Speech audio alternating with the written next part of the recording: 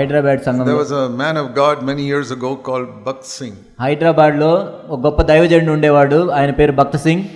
He planted many churches. ఆయన అనేక సంఘాలను కట్టాడు. He was a very godly man. ఎంతో గొప్ప దైవజనుడు. He was one of the only people I knew in this country who really knew God. ఈ దేశంలో నిజంగా దేవుడిని ఎరిగిన వ్యక్తుల్లో నాకు తెలిసిన ఏకైక వ్యక్తి ఆయన. So when I was 2 months old, నాకు 2 నెలల వయసు ఉన్నప్పుడు, 2 months, 2 నెలలు, my father called him, మా తండ్రి ఆయన పిలిచారు to dedicate me, నన్ను ప్రతిష్ఠించడానికి. so he came home and మా ఇంటికి వచ్చాడు, prayed for me. My father told me, నా తండ్రి చెప్పాడు ఈ విషయం, నా గురించి ప్రార్థన చేశాడు. he ఆయన laid his hands on me and prayed, నా తల మీద చేతులుంచి ప్రార్థించాడు, Lord, help this little baby to grow up to be a servant of God one day. ఓ ప్రభువా, ఈ చిన్న బిడ్డ ఎదిగి ఒక దైవ సేవకుడు అయినట్లు సహాయం చేయమని ప్రార్థించాడు. So my father told me that many years later. అనేక సంవత్సరాల తర్వాత నా తండ్రి ఆ మాట చెప్పాడు. And when I joined the Navy, నేను నావికాదళంలో చేరినప్పుడు my father was thinking, how will Brother Bhakt Singh's prayer be answered now? నా తండ్రి అనుకున్నాడు, భక్త్ సింగ్ గారు ఇలా ప్రార్థన చేశాడు కదా, మరి ఎలా నెరవేరుతుంది ఇది అనుకున్నాడు. Then when God called me out, then he realized Brother Bhakt Singh's prayer is now being answered. దేవుడు మరలా నన్ను అక్కడి నుంచి పిలిచినప్పుడు మా తండ్రికి అర్థమైంది భక్త్ సింగ్ గారి ప్రార్థన దేవుడు ఆలకించాడని. So I was very close to him as a young 23-year-old man. నాకు 23 సంవత్సరాల యవనస్తుడిగా భక్త్ సింగ్ గారికి నేను ఎంతో దగ్గరగా ఉండేవాడిని. He used to treat me like a Timothy. నన్ను తిమోతి లాగా చూసుకునేవాడు ఆయన. And he used to, here in Hyderabad in 1963, 1963లో హైదరాబాద్లో he used to make me speak with him to 5,000 people in their convocation. 5,000 మంది సమాజ కూడికలు జరిగేవి. 5,000 మంది ఉన్నప్పుడు నన్ను మాట్లాడమనేవాడు ఆయనతో పాటు. That caused a lot of jealousy among other workers. వేరే పని వాళ్ళ వేరే వాళ్ళు అది చూసి ఎంతో అసూయపడ్డారు. So with a lot of difficulty I struggled there. ఎంతో ప్రయాసపడ్డాను ఆ విషయంలో, నేను ఎంతో కష్టపడ్డాను. Then one day he suggested Annie to me, saying she will be a good wife for you. ఒక రోజు యానీ పూనెన్ గారిని చేసుకోమని నాకు చెప్పాడు. She was not Annie Poonen then, she was Annie woman. అప్పుడు యానీ పూనెన్ కాదామా, Annie woman. So she said and asked her, told her also about me. నా గురించి కూడా ఆమెకి చెప్పాడు. And we prayed about it and he conducted our marriage. మేము దాని గురించి ప్రార్థించాము, మా పెళ్లి ఆయనే జరిపించాడు. But with all this jealousy, కానీ ఈ అసూయ among the other people, వేరే వాళ్ళు ఈ అసూయ ఉండేది మా మీద. we were married in 68. 1968లో మా పెళ్లి జరిగింది. By end of 69, 1969 చివరికి వచ్చేసరికి I was put out of those assemblies. నేను ఆ సంఘాల్లో నుంచి బయటికి పంపించి వేయబడ్డాను. I was out. నేను బయటకు పంపించి వేయబడ్డాను. And I was so shocked. నేను ఎంతో షాక్కు గురయ్యాను. I said, Lord, where shall I go now? ప్రభువా, మరి నా పరిస్థితి ఏంటి, ఇప్పుడు ఎక్కడికి I am వెళ్ళాలి? not going to join some denomination. నేను వేరే ఇతర మత శాఖల్లోకి వెళ్ళను, ఇంకా I am not going to join some American organization. ఏదో ఒక అమెరికా సంస్థల్లోకి వెళ్ళి నేను చేరను. I don't find anybody I can join in India. భారతదేశంలో అసలు నేను ఎక్కడికి వెళ్ళి పని చేయాలో కూడా నాకు తెలిసేది కాదు, నాకు కనపడలేదు. Because there are 3 things Brother Bhakt Singh taught me. Bakht Singh గారు 3 విషయాలు నాకు నేర్పించారు.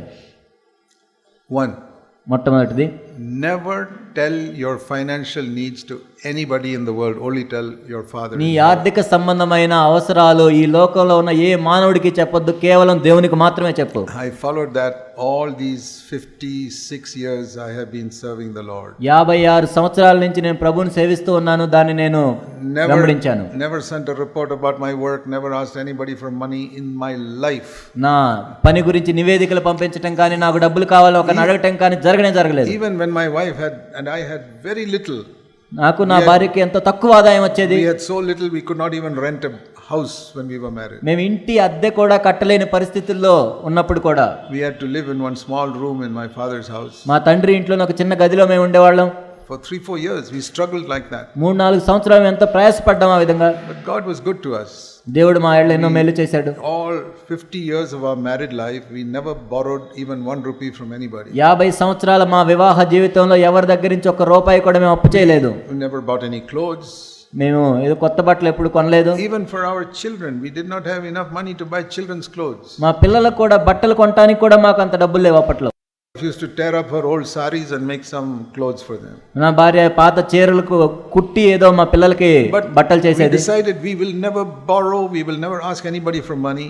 ఎవరి దగ్గర మేము డబ్బులు అడగొద్దు, అప్పు చేయొద్దు అని నిర్ణయించుకున్నాం. God was testing us in those years.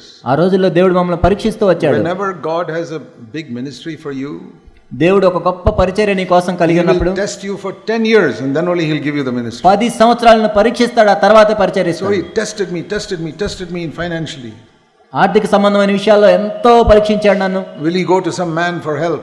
ఒక మనిషి దగ్గరికి వెళ్తాడా ఆయన అవసరం Will కోసం? he start sending prayer letters for money? లేనట్లయితే ప్రార్థన ఉత్తరాలు రాస్తాడా? Will he borrow? లేకపోతే అప్పు చేస్తాడా? Will he go begging? లేకపోతే పోయి అడుక్కుంటాడా? And when God saw no, he doesn't do any of those things, లేదు ఇవన్నీ ఏం చేయలేదని చూసినప్పుడు then only he started CFC. అప్పుడు మాత్రమే సిఎఫ్సి ప్రారంభమైంది. So first was Brother Bhakt Singh said, never tell your needs to anybody. Bakht Singh గారు చెప్పిన మొట్టమొదటి విషయం ఏంటంటే నీ అవసరాలు ఎవరికి చెప్పొద్దు. Second thing he said, రెండవది ఏంటంటే don't live at a high level, live very simply. కాబట్టి ఏదో ఉన్నత జీవన ప్రమాణాలతో జీవించొద్దు. Don't waste your money in so many things, just buy what is necessary for your life. నీకు జీవించడానికి ఏది అవసరమో అదే కొనుక్కో, ఎక్కువ కొనవలసిన అవసరం లేదు. Very few things you need for life. మనం నిజంగా జీవించడానికి కొన్నే అవసరం, just buy that. అవి మాత్రమే కొనుక్కో. And third, మూడవదిగా very important, ఎంతో ప్రాముఖ్యమైనది, he said, when people speak evil of you, keep your mouth shut. నీ గురించి మనుషులు చెడుగా మాట్లాడినప్పుడు నీ నోరు మూసుకో. Don't reply. వాళ్ళకి జవాబు ఇవ్వాల్సిన అవసరం లేదు. He gave me that advice 55 years ago. 55 సంవత్సరాల క్రితం ఈ సలహాలు ఆయన నాకు ఇచ్చాడు. Very good advice, these three things. ఈ మూడు ఎంతో మంచి విషయాలు. I have followed it for 55 years. 55 సంవత్సరాలు నేను వీటిని పాటించాను. That is why I am very thankful for the influence of that man. అందుకే ఆ దైవజనుడి యొక్క ప్రభావాన్ని బట్టి నేను ఎంతో సంతోషిస్తాను. I thought I would work with him all my life. నా జీవితాంతం కూడా ఆయనతోనే కలిసి పనిచేస్తానని అనుకున్నాను. As I said, other people were jealous and pushed me out. వేరే వాళ్ళు ఎంతో అసూయపడి నన్ను బయటికి పంపించేశారు. But that was good. కానీ అది మంచికే. Otherwise there would be no CFC.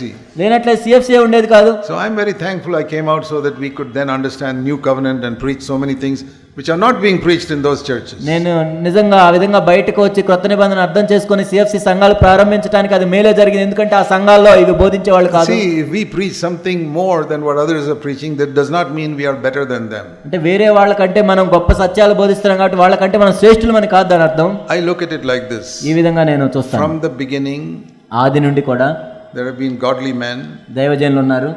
And next generation, they are standing on the shoulders of those men. ఆ తర్వాత వచ్చే దైవజనులు వాళ్ళ భుజాల మీద నిలబడతారు. And then another generation, they are standing on the shoulders of all of them. తర్వాత తరంలో వచ్చిన వాళ్ళు వాళ్ళ భుజాల మీద నిలబడతారు. So the more you stand on the shoulders of other godly men who came before you, ఆ విధంగా నీకంటే ముందుగా వచ్చిన దైవజనుల భుజాల మీద నువ్వు నిలబడ్డప్పుడు we can see further. ఇంక మనం ఎక్కువ దూరాన్ని చూడొచ్చు.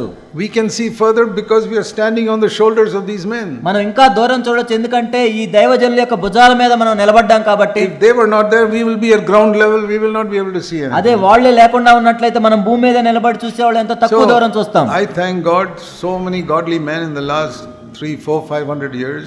ఈ 400-500 సంవత్సరాల క్రితం ఎంతో మంది 500 సంవత్సరాల్లో ఎంతో మంది దైవజనులు వచ్చారు. Martin Luther, John Wesley stood on his shoulder. John Wesley ఆయన భుజాల మీద నిలబడ్డాడు. Somebody else stood on his shoulder. ఆ తర్వాత ఇంకో దైవజనుడు. Then Brother Bhakt Singh. ఆ తర్వాత భక్త్ సింగ్ గారు. Before that Sadhu Sundar Singh. అంతకంటే ముందు సాధు సుందర్ సింగ్ గారు. And then here I am. ఆ తర్వాత నేను నిలబడ్డాను. And if I can see more, it's because I'm standing on all these people's who are standing underneath me. ఈ దైవజనులందరి భుజాల మీద నేను నిలబడి చూస్తున్నాను కాబట్టి నేను ఎక్కువ దూరం చూడగలుగుతున్నాను. I'm not better than them. వాళ్ళకంటే నేను శ్రేష్ఠుడని కాదు. I think many of them are 100 times better than me. నాకంటే వాళ్ళు 100 రెట్లు శ్రేష్ఠులు. But I can see something.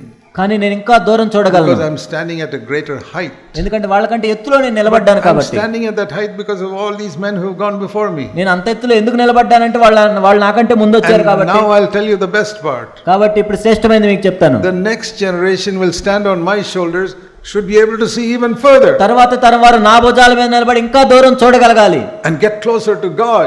దేవునికి ఇంకా దగ్గరగా వెళ్ళాలి. That is my prayer for all of you. మీ అందరి గురించి నా ప్రార్థన అదే. That you will be wholehearted.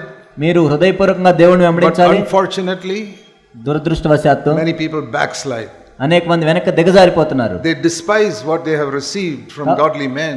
దైవజనుల నుంచి వాళ్ళు ఏదైతే స్వీకరించారో వాళ్ళు తిరస్కరించి they go right down to the bottom. ఇంకా భూమి మీదకి దిగజారిపోతున్నారు. People in CFC churches, CFC సంఘాల్లోని ప్రజలు who should be able to be further ahead than me, నాకంటే ఇంకా ముందుగా వెళ్ళాల్సిన వారు, because they are standing on my shoulder, ఎందుకంటే వాళ్ళు నా భుజాల మీద నిలబడ్డారు. they have reached ground level, they have fallen down. కానీ వాళ్ళు చివరికి భూమి మీదకి పడిపోయారు. Why? ఎందుకు? Only one reason. ఒకటే కారణం, pride. గర్వం.